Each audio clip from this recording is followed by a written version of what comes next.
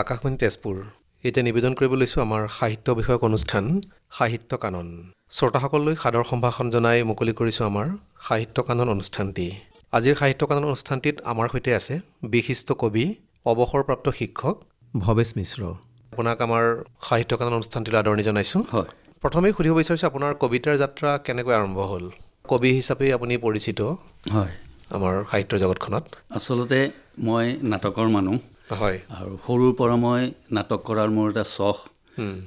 নিজে ড্ৰামা লিখোঁ, পৰিচালনাও কৰোঁ, অভিনয়ো কৰোঁ আৰু দল লৈ আমি অসমৰ বিভিন্ন জেগাত মই গৈছোঁ দল লৈ পেলাই। তেনেকৈ নাটকৰ যাত্ৰাটো আৰম্ভ হৈছিল, কিন্তু তাৰ লগে লগে সমান্তৰালভাৱে মোৰ এটা অনুসন্ধিত মন, সেই মনটোৱে এই সৰু সৰু কথাবোৰ, অনুভূতিবোৰ কেতিয়াবা মই ডায়েৰী সদায় মেইনটেইন কৰিছিলোঁ আৰু ডায়েৰীত মই লিখি ৰাখিছিলোঁ। হয় হয়। আৰু লিখি ৰখাৰ পিছত সেইবোৰকে মনৰ তাৰণাত 1975 চনত মই প্ৰথম এখন কবিতা পুথি সাধাৰণভাৱে ৰাঙাপাৰাৰ পৰা প্ৰকাশ কৰিছিলোঁ, আমাৰ তাৰে স্থানীয় প্ৰেছতে। আৰু সেই কিমান চনমানৰ কথা হ'ব এইটো 75 চনৰ কথা। 75 চনত বৈ যোৱা অশ্ৰুধাৰা নামেৰে মোৰ সাধাৰণ কিছুমান কবিতা, যেনে মোৰ মন যায়, এনেকুৱা ধৰণৰ সৰু সৰু কবিতাবোৰ গোটাই পেলাই মই কিতাপ এখন প্ৰকাশ কৰিছিলোঁ। আৰু তেনেকৈ মোৰ লাহে লাহে কবিতাৰ যাত্ৰাটো আৰম্ভ হ'বলৈ দিলোঁ। তাৰমানে প্ৰথম লেখাটো আপোনাৰ নাটক লিখাৰ কথা কৈছে আপুনি, মানে তাৰ পিছতহে কবিতা তাৰপিছত কবিতালৈ আহিছোঁ। হয়, তাৰপিছত নাটকৰ লেখাটো আপোনাৰ কমি গ'ল নেকি? কমি নহয়, কমি যোৱা নাই। 1976 চনত অকণমান আগলৈ যাব খুজিছোঁ। 1976 চনত মই ৰাঙাপাৰাত লুইতপৰীয়া শিল্পী সমাজ নামেৰে এটা শিল্পী সমাজ গঠন কৰিছিলোঁ, স্থানীয় যুৱকসকলক লৈ পেলাই, যুৱক যুৱতীসকলক লৈ। আৰু তাতেই মোৰ নিজৰ ড্ৰামাবোৰ তাত মই মঞ্চস্থ কৰিছিলোঁ। বছৰত অন্ততঃ 2খনকৈ 3খনকৈ নাটক মঞ্চস্থ কৰিছিলোঁ। মই এই প্ৰসংগত আপোনাক আৰু এটা কথা কৈ থওঁ যে ৰঙাপাৰাত যিটো ইউনিয়ন থিয়েটাৰ ক্লাব আছে, এই ক্লাব ঘৰটো বান থিয়েটাৰৰ পিছতেই হোৱা। আৰু এই থিয়েটাৰ ক্লাবত আপোনাৰ সেই সময়ত বাগিচাৰ বিলাকৰ পৰা এখন বঙালী নাটক, এখন অসমীয়া নাটক অষ্টমী আৰু নৱমীত কৰাৰ পৰম্পৰা এটা আছে। দুৰ্গা পূজাৰ মানে হয়, দুৰ্গা পূজাৰ অষ্টমী আৰু নৱমীত এই ধৰণৰ পৰম্পৰা এটা আছিল। কিন্তু কালক্ৰমত লাহে লাহে সেই পৰম্পৰাটো নোহোৱা হ'ল। আৰু মই 76 চনৰ পৰা আমি এই যুৱক যুৱতীসকলে স্থানীয়ভাৱে লগ লাগি পেলাই আমি নাটকৰ যাত্ৰা এটা আৰম্ভ কৰিলোঁ। এই যাত্ৰাটো সদৌ অসম নাট প্ৰতিযোগিতা অনুষ্ঠিত কৰালৈকে আমাৰ যাত্ৰাটো লুইতপৰীয়া শিল্পী সমাজৰ ঠিকে আছিল। 1987 চনৰ পিছৰ পৰা লাহে লাহে এই যাত্ৰাটো কমি গ'ল। ল'ৰাবিলাকৰ বিভিন্ন ঠাইত চাকৰি হ'ল, গুচি গ'ল। এই ধৰণৰ এটা পৰিস্থিতিৰ তাৰণাত লাহে লাহে নাটকৰ চৰ্চাটো বন্ধ হৈ গ'ল। হয় হয়। এতিয়া আপুনি ৰঙাপাৰাৰ মানে বাসিন্দা, এনে প্ৰকৃত ঘৰ আপোনাৰ ৰঙাপাৰাতে নেকি? আমাৰ প্ৰকৃত ঘৰ হ'ল নলবাৰী জিলাৰ কৈঠালকুছি গাঁৱত। আমাৰ দেউতাই ৰে'লত চাকৰি কৰিছিল আৰু সেই সূত্ৰে আমি ৰঙাপাৰালৈ আহিছিলোঁ। প্ৰায় 28 বছৰ কাল আমি ৰেলৱে কোৱাৰ্টাৰত আছিলোঁ। তাৰপিছত মোৰ পঢ়া শুনা, আমাৰ ল'ৰা ছোৱালী ভাই ভনীকেইটাৰো পঢ়া শুনা সকলো ৰঙাপাৰাতে। গতিকে আমি ঘৰ কৰিলোঁ আমাৰ সেইখিনি বিষ্ণুপুৰ বুলি কয়, থানাখন পাৰ হৈয়ে সেইখিনিতে আমি স্থায়ীভাৱে ঘৰ দুৱাৰ কৰিলোঁ, তাতে থাকিলোঁ। এতিয়া ৰঙাপাৰা সমাজখনৰ লগত অকণমান চেগা চৰুকাকৈ হ'লেও জড়িত হৈ আছোঁ। প্ৰথম যিটো এটা অনুভূতি বা যিটো প্ৰকাশ, মানে আনন্দৰ প্ৰথম লেখা এটা প্ৰকাশ হোৱাৰ, সেইটো আপোনাৰ কেনেকুৱা অনুভৱ হৈছিলে? আপোনাৰ লেখাটো কোনোবা কাকতত বা কোনোবা আলোচনীত প্ৰকাশ হৈছিলে? হয়, অকণমান অনুভৱটো আপোনাৰ যদি আমাৰ কাকত আলোচনীত প্ৰকাশ হৈছিল। প্ৰথম যেতিয়া কবিতা পঠাওঁ আলোচনী বা কাকতলৈ, কেতিয়াবা প্ৰকাশ নহয়। খুব তেতিয়া মনটো অকণমান বেয়া লাগে। কিজানি শব্দৰ সাৰ্থকতাটো কবিতাত নাই, কিজানি কবিতাত যিটো অনুভূতিৰ চমৎকাৰিত্ব থাকিব লাগে, চিত্ৰকল্প থাকিব লাগে, সেইটো বস্তু হয়তো নাই মোৰ কবিতাত, আৰু সেইকাৰণে প্ৰকাশ হয় নাই। কেতিয়াবা অকণমান সেই ভাৱবোৰ আহে। কিন্তু মই লাহে লাহে দেখিলোঁ, মই পঠিয়াই থাকিলোঁ, সেই চেষ্টাটো মই এৰি দিয়া নাই। ক'ৰবালৈ পঠিয়াওঁ আৰু ক'ৰবাত পাব্লিছ হ'লে সেই যিটো আনন্দ, সেই আনন্দটো কবিৰ সাংঘাতিক আনন্দ। ছপা আখৰত নিজৰ নাম সহকাৰে কবিতাটো প্ৰকাশ হোৱাৰ যিটো আনন্দ, সেই আনন্দ আপোনাক বুজাব নোৱাৰি। এজন কবিৰ কাৰণে বহুত মূল্যৱান বস্তু সেইটো। হয় হয়। তাৰমানে এতিয়া আপোনাৰ যিটো কবিতা লিখাৰ প্ৰক্ৰিয়া, সেইটোৱে আপোনাৰ সকলোকে উৰ্ধত আৰু ক'ব গ'লে। বাকীখিনি আমি নাটকে, গল্প আপুনি লিখিছে, কিন্তু এতিয়া আপোনাৰ কবি হিচাপে আপোনাৰ যিটো লেখাৰ তাৰণা, সেইটো আপোনাৰ বেছি আৰু সকলোতকৈ। কিহে বেছি অনুপ্ৰাণিত কৰে আপুনি কবিতা লিখাৰ ক্ষেত্ৰত? আপুনি কেনেধৰণেৰে? কবিতা লিখাৰ ক্ষেত্ৰত অনুপ্ৰাণিত মানে মোৰ আপোনাক কৈছোঁ যে মোৰ কবিতা লিখাৰ নিৰ্দিষ্ট কোনো সময় নাই। যেতিয়া ভাৱটো আহে মনলৈ নহয় জানো? ডেফিনেটলি যেতিয়া ভাৱটো আহে তেতিয়া মই সেই ভাৱবোৰক কি কৰোঁ, টোকা বহীত মই টুকি থৈ দিওঁ শব্দবোৰ। ধৰক মই কোনোবা কিবা এটা আড্ডা লৈ গৈছোঁ, আড্ডাত কিবা এটা শব্দ মোৰ মনলৈ আহিছে, সেইটো মই টোকা বহী থাকে মোৰ সৰু, সেইটোত মই নোট কৰি থওঁ। তাকে সম্প্ৰসাৰণ কৰি পিছত কবিতালৈ সি এটা পূৰ্ণাংগ কবিতালৈ ৰূপান্তৰ হয়। আচলতে সেই যিটো আমাৰ দেখি থাকোঁ সমাজ জীৱনত সেইবিলাকে আচলতে সমল নহয় জানো? এতিয়া কবিতা এটা লিখোঁতে আপোনাৰ ভিতৰৰ কোনজন মানুহে কথা কয়? এজন ব্যক্তি, নাগৰিক নে স্বপ্নদৰ্শী? কল্পনাৰ ৰহনটো আচলতে থাকিব লাগে, অলপ থাকেই। ব্যক্তি হিচাপেতো হয়। মই কবিতাৰ মাজত মই সদায় এটা বস্তু লক্ষ্য কৰোঁ, এটা বাৰ্তা দিবৰ কাৰণে মই চেষ্টা কৰোঁ। কবিতাৰ মাজেদি এটা বাৰ্তা সমাজলৈ যাব লাগে, কাৰণ কবিতাই সমাজ সংস্কাৰ কৰিব নোৱাৰে, কিন্তু আমি কবিতাৰ মাজেদি সেই বাৰ্তাটো সমাজলৈ প্ৰেৰণ কৰিব পাৰোঁ। আৰু কবিতা যিহেতু জীৱন সৰ্বস্ব, জীৱনৰ কথা তাত থাকিবই লাগিব। গতিকে এজন কবিয়ে যেনেকৈ মন যায় তেনেকৈ লিখে, তেওঁ নিজস্ব ধাৰণাৰে তেওঁ লিখিব, নিজস্ব অনুভূতিৰে তেওঁ লিখিব, যেনেকৈ মন যায় তেনেকৈ লিখিব। কিন্তু তাত যিটো কবিতাৰ যিটো কাব্যিকতা, সেই কাব্যিকতাটো তাত প্ৰকাশ পাব লাগে। সেইটোৱে হ'ল মূল কথা। আৰু সেইকাৰণে কবিৰ ভিতৰত, কবি মানুহজনৰ ভিতৰত এটা সত্তাই কাম কৰে সদায়। সেইটো আপুনি কবি সত্তাও ক'ব পাৰে, ব্যক্তি সত্তাও ক'ব পাৰে। আপুনি এজন ব্যক্তি হিচাপে কবিতা এটাক লিখিবলৈ যাওঁতে এনালাইচিছ কৰিব পাৰে, বিশ্লেষণ কৰিব পাৰে, আৰু এজন কবি হিচাপেও তাক মনস্তাত্ত্বিক দৃষ্টিকোণেৰে তাক বিশ্লেষণ কৰিব পাৰে। এটা কবিতা মানে শেষ কৰাৰ যদি সময়ৰ কথা সোধোঁ, সেইটো আচলতে কোনো নিৰ্দিষ্ট ধৰাবন্ধা নিয়ম নাই যে আপুনি কেতিয়াবা এটা এদিনতো হ'ব পাৰে, হয়তো এটা সময় ল'ব পাৰে। আপোনাৰ ক্ষেত্ৰত তেনেকুৱা হৈছেনে? হৈছে। সময় লৈ কেতিয়াবা এদিনতে হৈ যায়, এঘণ্টা 1.5 ঘণ্টাতে আপোনাৰ কবিতা এটা হৈ যায়। কিন্তু সেই কবিতাটো যদি আপুনি কিছুদিন থৈ পেলাই আপুনি যদি পিছত সেইটো এটা পঢ়িবলৈ আৰম্ভ কৰে, আপুনি দেখিব যে তাৰ পৰা বহুত শব্দ হয়তো আপুনি বাদ দিব লগা হ'ব, বহুত শব্দ হয়তো নতুনকৈ সংযোজন হ'ব, নতুন চিন্তা এটা মনলৈ আহি যায়।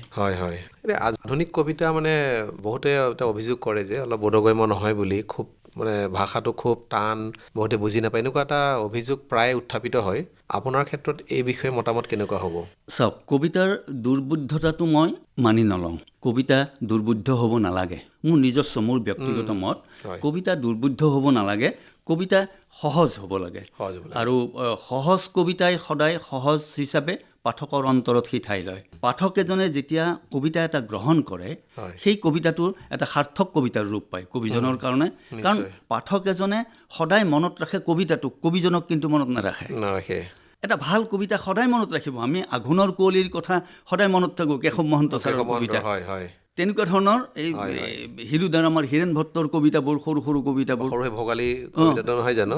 ভোগালী কবিতাটো। গতিকে এই পাঠকজনে যেতিয়া একাত্মভাৱে এটা কবিতাক গ্ৰহণ কৰে, তেতিয়াই কবিতাৰ সাৰ্থকতা হয়। আৰু খুব সহজভাৱে কবিতাত, মানে মোৰ ধাৰণাটো কেনেকুৱা যে ধৰক যি কথা কবিতাত ক'ব নালাগে বা কোৱা নহয়, বা কবিতাই ক'বলৈ নকয়, সেই কথা কবিতাত নোকোৱাই ভাল। আৰু এটা কথা, মানে কবিতাটো বুজাতকৈ অনুভৱৰ কথাটো বেছি প্ৰাধান্য আছে। অনুভৱ কৰা যায়, সেইটো ডাঙৰ কথা। খুব বুজি পেলাই ভিতৰলৈ সোমাবলৈ চেষ্টা কৰাতকৈ যে অনুভৱ কৰিছে, কেতিয়াবা পঢ়িলেই ভাল লাগে। বাক্যৰ গাঁথনিখিনি মানে আকৰ্ষিত কৰে, সেইটো পঢ়িব ভাল লাগিছে, সেইটো এটা বৰ ডাঙৰ কথা, কবিৰ বাবে সফলতা। মানে আপুনি বিষয়বস্তুৰ কথা কৈছে যে সমাজ জীৱনত, তথাপিও আপোনাৰ কোনোবা মানে বিশেষ বিষয়ে বেছি আপোনাৰ প্ৰাধান্য পায় নেকি কবিতাত? কিছুমানে চৰাইক লৈ লিখিব পাৰে, কোনোবাই পথাৰ বা এনেকুৱা কিবা আপোনাৰ, নে সকলো ধৰণৰ বিষয়ৰ ওপৰতে আপুনি? প্ৰকৃতিটো আছেই, প্ৰত্যেকটো বস্তুৰ ওপৰতে দৃষ্টিটো কবিৰ থাকে। প্ৰকৃতি থাকে, ভাল থাকে, প্ৰেমৰ কথা থাকে, বিভিন্ন ধৰণৰ সাম্প্ৰতিক সময়ৰ কথা থাকে। গতিকে এই ধৰণৰ কথাবোৰ থাকে। মোৰ ব্যক্তিগতভাৱে মই কবিতা ৰচনা কৰোঁতে বিশেষভাৱে কোনো তেনেকুৱা বিষয়বস্তু মই তেনেকৈ বাছি নলওঁ।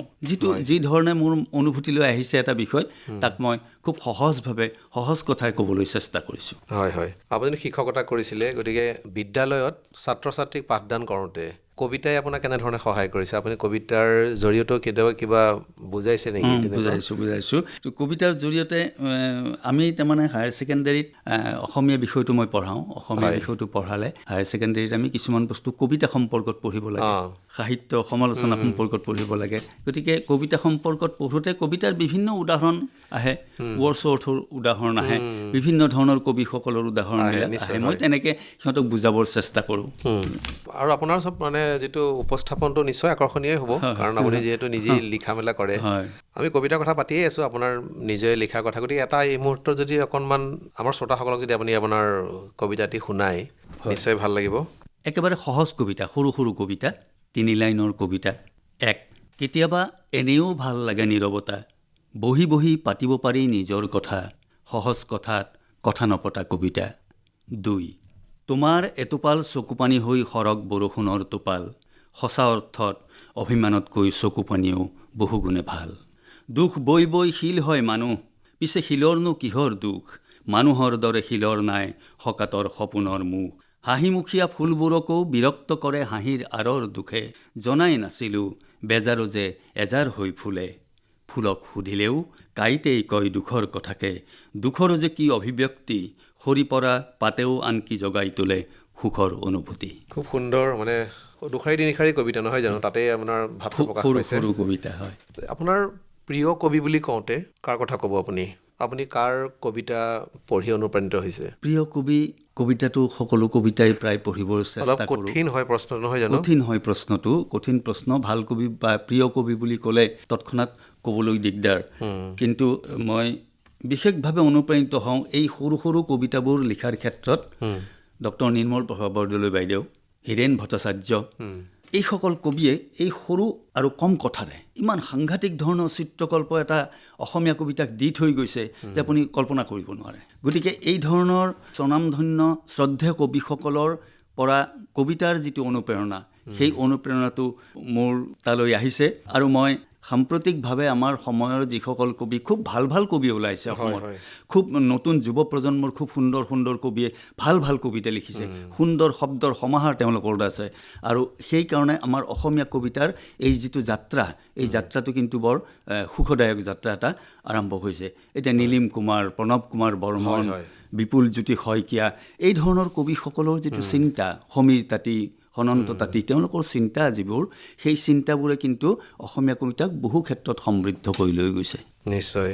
এতিয়া কবিতাৰ বাহিৰেও আপুনি নাটক লিখিছে, গল্পও লিখিছে, গল্প প্ৰকাশ হৈছে নেকি? এনে প্ৰকাশিত পুথিৰ সংখ্যা যদি আপোনাক সোধা যায় কিমানখনমান আপোনাৰ? গল্পৰ পুথি মই প্ৰকাশ কৰা নাই, কবিতাৰ ওলাইছে, একাংকিকা নাটকৰ ওলাইছে। মুঠতে প্ৰায় 8খনমান কিতাপ নিজাববীয়া চেষ্টাত ওলাইছে। কেৱল 2খন মোৰ কাব্যগ্ৰন্থ নলবাৰীৰ সেউজী সেউজী প্ৰকাশনে, কাব্যালোচনী প্ৰকাশনে তেওঁলোকে প্ৰকাশ কৰিছে। ৰং আৰু অকৰ আখৰাৰ পদ্য, এই 2খন তেওঁলোকে পাব্লিছ কৰিছে। এতিয়া পৰিকল্পনা আছে, চাওঁ সময় সুবিধা হ'লে। এতিয়া আৰু আপুনি নাটক এতিয়া নতুনকৈতো লিখা নাই, আগত কবিতাতে ব্যস্ত আছে। হয় হয়। এনে ব্যক্তিগত জীৱনৰ অভিজ্ঞতাও আপোনাৰ কবিতাত আহে, প্ৰকাশ পায়? আহে, কেতিয়াবা আহি যায়। আৰু যৌৱনকালৰ প্ৰেমৰো নিশ্চয় আহে, প্ৰকাশ হৈছে, প্ৰেমৰ কথাও আহে। হয় হয়। বিতৰ্কক আপুনি কেনেধৰণে গ্ৰহণ কৰে? মানে বহুতে সমালোচনা কৰে, ভাল প্ৰশংসা কৰে, লগতে সমালোচনাও কৰে। বিতৰ্ক হয় আজিকালি, বিশেষকৈ ছ'চিয়েল মিডিয়াত বহুত বিতৰ্কই হয়। বহুত বিতৰ্ক হয়। মই বিতৰ্কটো সাধাৰণতে মই এৰাই চলোঁ। বিতৰ্ক এৰাই চলোঁ। আৰু এটা কথা আপোনাক কওঁ যে ছ'চিয়েল মিডিয়াত মই লিখা মেলা কিন্তু নকৰোঁ, আপুনি ক'তো নাপায় মোক। সেইটো মানে ভাল বুলি কয় কিছুমানে, কিন্তু আচলতে বহুত তাৰ সেইকাৰণে মই ছ'চিয়েল মিডিয়াৰ পৰা আঁতৰি মই এই যে কাকত আলোচনীত যে প্ৰকাশ হয়, এইটোৰ এটা মাদকতা বেলেগ। সেইটো নিশ্চয়, এইটোৰ এটা মাদকতা বেলেগ, বহুত বেলেগ। সেইটো যোগ্যতাৰ ভিত্তিত মানে সেইটো প্ৰকাশ হয়, বহুত কথা সেইবোৰ। আৰু মানে ছ'চিয়েল মিডিয়াত কি হয়, এটা অবাধ স্বাধীনতা থাকে। গতিকে যোনে যিকোনো ধৰণৰ প্ৰকাশ পায়, আৰু সেইটোক লৈ আকৌ বিতৰ্ক আৰম্ভ হয়। সেইকাৰণে বিতৰ্কবোৰ মই এৰাই চলোঁ সদায়। বিতৰ্কলৈ যাব নোখোজোঁ, বিতৰ্কটো মই বৰ ভাল নাপাওঁ। আৰু বিতৰ্কটো গঠনমূলক বিতৰ্ক হ'ব লাগে। হয়, সেইটোৱে আপোনাক সহায় কৰে আচলতে লিখাৰ ক্ষেত্ৰত। আৰু পাঠকৰ প্ৰতিক্ৰিয়া কিছুমানে আপোনাক ধৰক ভাল পায়, ফোন কৰে নিশ্চয়, বা আগৰ দিনততো চিঠিৰ ব্যৱস্থা আছিলে, আজিকালি ফোন হ'ল, তেনেধৰণে মানে অনুপ্ৰাণিত হয় আচলতে। হয়, কবিতা এটা প্ৰকাশ হ'লে বিভিন্ন ঠাইৰ পৰা ফোন আহে কেতিয়াবা, ছাৰ আপোনাৰ কবিতাটো ভাল লাগিল, ছাৰ কবিতাটো এইখিনি এনেকুৱা হ'লে ভাল আছিল। এই যে কথাবিলাক, এইবিলাকে কিন্তু আপোনাক সাংঘাতিক ধৰণে অনুপ্ৰেৰণা দি থাকে কবিতা ৰচনাৰ ক্ষেত্ৰত। কেতিয়াবা কোনো পাঠকৰ মন্তব্যই আপোনাক কিবা বিশেষভাৱে স্পৰ্শ কৰিছে নেকি? কোনোবাই তেনেকৈ ধৰণে বহুতে মন্তব্য আগবঢ়ায়, অকল ভাল লগাটোৱেই নহয়, বহুতে হয়তো তেনেকৈ ধৰণৰে আপোনাক কৰে মন্তব্য আগবঢ়ায় পাঠকেও। তেতিয়া অকণমান মনটো অকণমান বেয়া লাগে, তাৰপিছত আকৌ ঠিক হৈ যায় বাৰু। সাহিত্য সভা বা আমাৰ শোণিতপুৰ জিলা সাহিত্য সভাৰ লগত আপুনি জড়িত হৈ আছোঁ। মানে অসম সাহিত্য সভাৰো আপুনি? অসম সাহিত্য সভাৰ মই প্ৰাক্তন কাৰ্যনিৰ্বাহক সদস্য আছিলোঁ আৰু শোণিতপুৰ জিলা সাহিত্য সভাৰ 95 চনৰ পৰা মই 3টা টাৰ্ম একেৰাহে সম্পাদক হিচাপে কাৰ্যনিৰ্বাহ কৰিছোঁ। এতিয়াও জড়িত হৈ আছে? এতিয়াও এনেই জড়িত হৈ আছোঁ জিলা সাহিত্য সভাৰ লগত। অনুষ্ঠানলৈ মাতে তেওঁলোকে যাওঁ। মানে শোণিতপুৰ জিলা সদস্য হিচাপে বা উপদেষ্টা হিচাপে আছে আৰু? হয় হয়। এনেই আমাৰ যিটো শোণিতপুৰ জিলা, আপোনাৰ ৰঙাপাৰাখনো শোণিতপুৰ জিলাৰ অন্তৰ্গতে, গতিকে ইয়াত যিটো সাহিত্য চৰ্চা যিটো পৰিৱেশটো আপোনাৰ দৃষ্টিত কেনেকুৱা? আপুনিতো আগৰে পৰাই কৰি আছে চৰ্চা। নতুন যিটো চাম তেওঁলোকৰ মাজত কেনে দেখিছে আপুনি? তেওঁলোকৰ আগ্ৰহ, আপুনি বিদ্যালয়ত শিক্ষকতা কৰি থাকোঁতেও নিশ্চয় লক্ষ্য কৰিছে, স্কুলৰ আলোচনীতে হওক বা লেখা মেলা কৰা, কেনেকুৱা ধৰণৰ আপুনি? নতুন চামৰ লেখা মেলাবোৰ খুব সুন্দৰ হৈছে, মই ভাল বুলি কৈছোঁ, ভাল হৈছে। কিন্তু আমি কি কৰিব লাগে? পঢ়িব লাগিব, অধ্যয়ন লাগিব। কবিতা পঢ়িলেহে কবিতা লিখিব পাৰিম। গতিকে কবিতা আমি পঢ়িব লাগিব, কবিতাৰ চৰ্চা থাকিব লাগিব।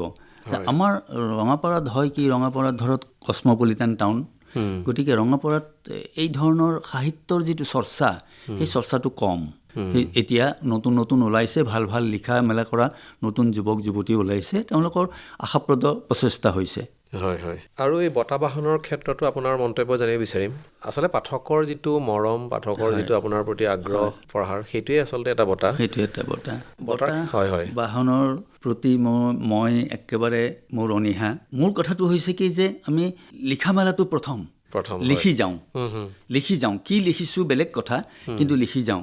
আৰু সেই লিখা মেলাৰ মাজেদি আমি পৰিচয় হ'ব খোজোঁ। কাৰণ স্পেনিছ কবি গাৰ্চিয়া লৰ্কাই এটা বৰ ডাঙৰ কথা কৈছে, মই কবিতা লিখোঁ কাৰণ মানুহে মোক ভাল পোৱাটো বিচাৰোঁ। সেইটোৱে হ'ল ডাঙৰ বঁটা, নহয় জানো? আটাইতকৈ ডাঙৰ কথা সেইটোৱেই যে কবিতাৰ ক্ষেত্ৰত আপোনাক মানুহে ভাল পাওক, মনত ৰাখক, সেইটোৱে ডাঙৰ কথা। বঁটা বাহন নালাগে। মোক এই চিৰাজুলি বুনিয়াদ গোষ্ঠীয়ে মোক কাব্যপ্ৰভাত উপাধি এটা প্ৰদান কৰিছিল, এটা সময়ত কৰিছিল, কিন্তু মই কোনো বঁটা বাহনৰ প্ৰতি মই আকৃষ্ট নহয়। আৰু সেইবোৰতকৈ মই ভাবোঁ যে এই যিটো মানসিক শান্তি, কবিতা লিখাৰ শান্তি প্ৰশান্তি, এইটোৱে মানে জীৱনত মোক বহুতখিনি কাম কৰি দিছে। আপোনাৰ কি কি আলোচনীত আপোনাৰ এতিয়াও মানে প্ৰকাশ হৈ আছে, বেছিকৈ প্ৰকাশ হয় আপোনাৰ? মই আলোচনী, বাতৰি কাকত যথেষ্টখিনিত লিখা মেলা কৰিছিলোঁ এটা সময়ত। যোৱা 1-1.5 বছৰ ধৰি মই লিখিব পৰা নাই, মোৰ এটা শাৰীৰিক অসুস্থতাৰ কাৰণে মই লিখিব পৰা নাই। কিন্তু তাৰ আগলৈকে মই প্ৰান্তিকত লিখিছোঁ। প্ৰান্তিকত মই কোলাজ নামৰ এটা শিতানেৰে সৰু সৰু এই ধৰণৰ কবিতা, অলপ আগতে পাঠ কৰা কবিতা, তেনেকৈ কোলাজ নামেৰে প্ৰান্তিকত মই এলানি কবিতা লিখিছোঁ। গৰিয়সীত কেইটামান কবিতা মোৰ ওলাই গৈছিলে। তাৰপিছত আপোনাৰ অসমীয়া প্ৰতিদিন কওক, দৈনিক অসম, অসমীয়া খবৰ, অগ্ৰদূত, এই ধৰণৰ কাকতবিলাকত মই লিখা মেলা কৰিছিলোঁ। হয় হয়। অলপ আগতে আমি আলোচনা কৰিছোঁ যে সমাজ মানে সংস্কাৰ ক্ষেত্ৰত কবিতাৰ যিটো ভূমিকা, সমাজৰ অশান্ত সময়ত কবিৰ ভূমিকা আপুনি কি বুলি ভাবে? কবিটো সামাজিকভাৱে দায়বদ্ধ আচলতে। দায়বদ্ধ। তেওঁ যিহেতু সমাজৰ মাজৰ এজন ব্যক্তি, গতিকে তেওঁৰ দায়বদ্ধতা আছে। গতিকে তেওঁ কবিতাৰ জৰিয়তে তাৰমানে চেষ্টা কৰিব তেওঁ। বেদনা আৰু আনন্দ কোনটোৱে আপোনাক বেছি লেখাৰ ক্ষেত্ৰত মানে জোৰ দিয়ে? আপোনাক হয় নে দুখৰ কবিতা লিখি বহুতে ভাল পায়, কোনোবাই আনন্দ, আপোনাৰ ক্ষেত্ৰত? আনন্দটো আছেই, কিন্তু দুখৰ পৰাই মই ভাবোঁ পৃথিৱীৰ মহত্তম সৃষ্টিবোৰ হৈছে। গান এটাও তেনেকে দুখৰ গান এটা বৰ পটককৈ মানুহৰ মানে মনত ওলাই যায়। এই যিটো আমাৰ পৃথিৱীৰ প্ৰথম কবিতা বুলি কোৱা হয়, মা নিষাদ প্ৰতিষ্ঠান্তম শাশ্বতী শ্ৰমা যৎ ক্ৰঞ্চ মিথুনা দেকম অৱধি কাম মোহিতম, এই যে দুখৰ পৰাই আৰম্ভ হৈছে ক্ৰঞ্চ পক্ষীৰ, বাল্মীকিৰ সেই মুখৰ ভাষা। গতিকে পৃথিৱীৰ সকলো মহত্তম সৃষ্টি মই ভাবোঁ যে দুখৰ পৰাই আৰম্ভ হৈছে। আনন্দ আছে তাত, কিন্তু বেদনাৰ পৰাই আৰম্ভ হৈছে। এই কিয় বাৰু মানুহৰ দুখৰ কবিতা এটা, গান এটা শুনি মানুহে যিমান ভাল এটা লাগে, মানে এটা বেলেগ অনুভৱ হয় আচলতে। আনন্দটো হয়, আনন্দৰ ভাৱৰ কবিতাটো। আপোনাৰ মতে এইটো যদি বিশ্লেষণ কৰিবলৈ বিচাৰে কেনেধৰণে ক'ব? কিয় হয় মানুহৰ এইটো দুখৰ প্ৰতি বেছি আপোনাৰ টানটো যে মানুহৰ প্ৰত্যেক মানুহৰে আচলতে থাকে?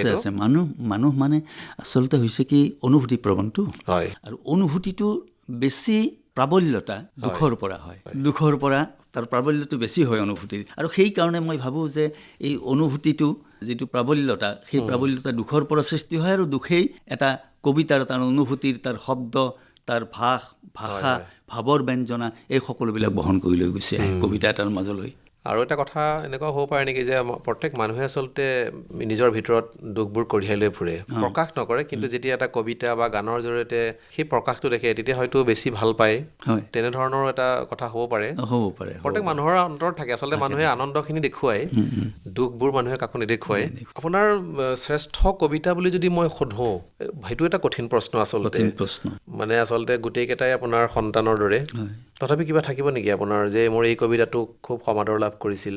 কবিতা অলপতে অন্তৰাল নামৰ এখন গ্ৰন্থ প্ৰকাশ পাইছে, হয়, ভূপেন শইকীয়া ছাৰৰ সম্পাদনাত। তাতে এই কবিতাটো মোৰ কৈছে, মোৰ খুব ভাল লগা কবিতা, খুব দীঘল কবিতা, মধ্যবিত্তৰ জীৱনশৈলীটো মই তাত ধৰি আনি ৰাখিছোঁ। নিজৰ কবিতা, মোৰ নিজৰ কবিতা, সিদিনা আপোনাক দেখিছিলোঁ। এই যে মধ্যবিত্তৰ জীৱনশৈলী, কবিতাটো আছে মোৰ ইয়াতে, 2 লাইন গাই দিলে আপুনি অকণমান নিশ্চয় আপুনি ভাল পাব নেকি? নিশ্চয়, আমাৰ শ্ৰোতাসকলেও ভাল পাব। কবিতাৰ শিৰোনাম, সিদিনা আপোনাক দেখিছিলোঁ। হয়, সেইজন আপুনিয়েই হয়, আমাৰ ঘৰৰ কাষৰ এজন মানুহ, নগৰীয়াই আমি যাক প্ৰতিবেশী বোলো, সেইজন আপুনিয়েই হয়। সিদিনা আপোনাক দেখিছিলোঁ, হজৰা পুখুৰীৰ পাৰে পাৰে চানমাৰি হৈ আহোঁতেও আপোনাৰ সতে আহি আছিল ৰাতিটো, ঢৌৰ দৰে উঠা নমা কৰিছিল আপোনাৰ ভৰি, সতৰ্ক চকুত নাচিছিল এখন নদী, বাৰে বাৰে জ্বলাইছিল চুঙা চাকিটো, কি যে অস্বস্তিত পৰিছিল আপুনি, আপুনি গৈ আছিল আৰু আপোনাৰ সতে গৈ আছিল এটা বাট। হয়, সেইজন আপুনিয়েই হয়, ৰৈ থাকে ৰত্নকুবেৰত, হাতৰ ৰেখাত চাই নিজৰ অদৃষ্ট, লৈ যায় সমাধান ফেংচুই বেং, বাটৰ দাৰিত ৰৈ ৰৈ শুনে 5জন অন্ধৰ কণ্ঠৰ গান, যান জোঁটত জিৰাই ৰৈ থাকে বাছৰ অপেক্ষাত, পি খাই পেৰা কুঁহিয়াৰৰ ৰস, সেইজন আপুনিয়েই হয়। সংসাৰ যাত্ৰাত দেখিছোঁ আপোনাক, জেপত ৰাখে কলম, বজাৰৰ ফৰ্দি কান্ধত মোনাটো, ভৰিত চেণ্ডেল, চকুত চশমাযোৰ খোজ লয় বেকাই, সেইজন আপুনিয়েই হয়। হয়, সেইজন আপুনিয়েই হয়। এগৰাকী মধ্যবিত্তৰ দৰে আচৰণ কৰে আপুনি, পৰিপাটিকৈ আচুৰে চুলি, বজাৰত সোমাই দৰদাম কৰে পাচলি, কাৰ্ড ভৰাই মোবাইলত, জোতাত মাৰে তাপলি, শাৰী পাতে গেছৰ দোকানত, বেংকৰ কাউণ্টাৰত, আপুনিয়েই নহয় জানো সেইজন?